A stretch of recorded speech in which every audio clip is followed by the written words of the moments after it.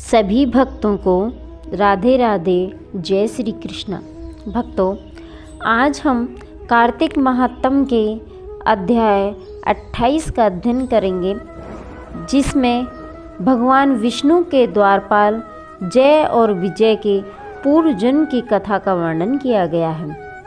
धर्मदत्त ने पूछा, हे देवराज, जय और विजय ने अपने पूर्व जन्म में ऐसा कौन सा पुण्य किया जिससे भगवान विष्णु का रूप धारण करके वह उनके द्वारपाल हुए। प्राचीन काल में व्रणविंदु की पुत्री देवहूति से कर्दम ऋषि द्वारा केवल देखने मात्र से ही 2 सुंदर बालक उत्पन्न हुए। उनमें से बड़े का नाम जय और छोटे का नाम अजय था। बाद में देवहूति के गर्भ से कपिल देव जी भी हुए। जय और अजय दोनों ही विष्णु जी के बड़े भक्त और धर्मात्मा थे। दोनों ही नित्य प्रति अष्टाक्षर मंत्र का जाप करते थे और विष्णु जी का व्रत करते थे। भगवान इन दोनों भाइयों पर अत्यंत प्रसन्न थे और नित्य पूजा के समय इनको दर्शन दिया करते थे। एक समय राजा के निमंत्रण पर देवर्षि नारद जी गणों सहित राजा के यज्ञ में पधारे। उस यज्ञ में जय ने ब्रह्मा और अजय ने पुरोहित बनकर यज्ञ को संपूर्ण करवाया। यज्ञ की विधि पूर्वक समाप्ति हुई। मारुत राजा ने जय और अजय को बहुत सा धन दिया। वह दोनों भाई दक्षिणा लेकर अपने आश्रम में आए और धन का बंटवारा करते समय दोनों भाइयों का आपस में झगड़ा हो गया। जय ने अजय से कहा कि धन के बराबर बराबर भाग होने चाहिए। अजय ने कहा, जितना धन जिसको मिला है उतना धन उसका ही है। तब जय ने क्रोध में आकर अजय को शाप दिया कि तुम धन लेकर नहीं देना चाहते हो, इसलिए तुम ग्रहा हो जाओ। अजय ने जय को दिया शाप स्वीकार कर लिया और जय को शाप दिया कि तू अभिमानी है, इसलिए हाथी हो जा। अब नियम पूर्वक दोनों की पूजा के समय जब भगवान उनको दर्शन देने के लिए आए तो दोनों ने भगवान से शाप मोचन का उपाय पूछा।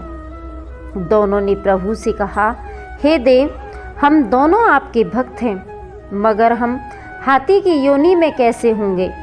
हे कृपा सागर, शाप से हमारा उद्धार कैसे होगा? इसलिए शाप से हमारा उद्धार कीजिए। भगवान विष्णु जी ने कहा, मेरे भक्तों की वाणी कभी असत्य नहीं होगी।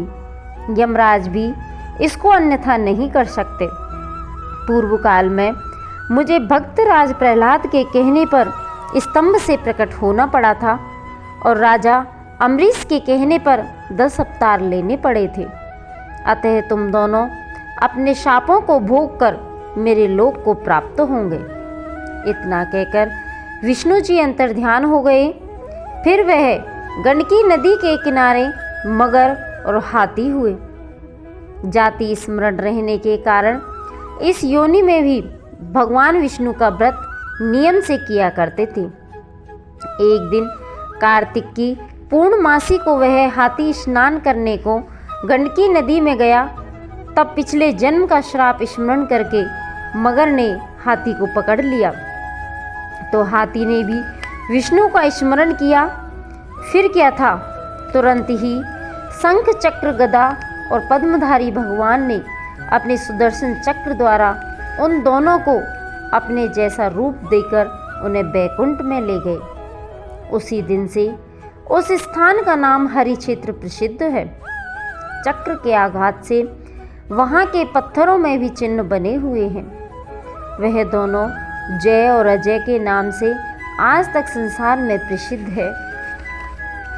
हे प्रिय, आपने विष्णु जी के द्वारपाल के संबंध में जो प्रश्न किया था उनका विस्तृत उत्तर मैंने दे दिया। इसलिए हे द्विज, तुम भी ईर्ष्या और द्वेष को त्याग कर नित्य भगवान विष्णु का व्रत करो। जगत के प्रत्येक जीवन को समदृष्टि से देखो। तुला, मकर और मेष की संक्रांति में नित्य प्रातः स्नान किया करो, तुलसी वन की रक्षा किया करो, एकादशी व्रत किया करो, गौ ब्राह्मण वैष्णवों की सेवा के लिए हर समय तैयार रहा करो। व्रत करने वाले को मसूर दाल और बैंगन के साग को कदापि प्रयोग न करना चाहिए। हे धर्मदत्त, ऐसा करने पर तुम शरीर त्याग कर हम लोगों के समान गति पाओगे। भगवान विष्णु को प्रसन्न करने वाले इस व्रत के समान फल देने वाला तीर्थ, दान और यज्ञ दूसरा और कोई ही नहीं है। हे विप्र, तुम धन्य हो, क्योंकि तुमने विष्णु को प्रसन्न करने वाला व्रत किया है, जिसका आधा फल तुमने कलहा को दिया है। उसके बाद हम कलहा को बैकुंठ में ले जा रहे हैं। तब नारद जी ने कहा, हे राजन, इस प्रकार धर्मदत्त को विष्णु भक्ति का उपदेश देकर कलहा को साथ लेकर विष्णु के पार्षद बैकुंठ को चले गए और धर्मदत्त भी उनके आदेश अनुसार विष्णु के व्रत में तल्लीन हो गया। जब उसका देहांत हुआ तो अपनी स्त्रियों के साथ विष्णु लोक को गया। हे राजन, जो कोई भी प्राचीन काल के इसी इतिहास को सुनता है और सुनाता है, वह अंत में विष्णु लोक को प्राप्त होता है। बोलो विष्णु भगवान की जय। भक्तों, इस तरह से हमारा यह कार्तिक महात्म का अध्याय 28 समाप्त होता है। आगे की कथा के लिए हम अध्याय 29 का श्रवण करेंगे। यदि आपको हमारी वीडियो अच्छी लगी तो लाइक करें, कमेंट करें और चैनल को सब्सक्राइब करें, जिससे आगे के आने वाले अध्याय आपको मिलते रहें।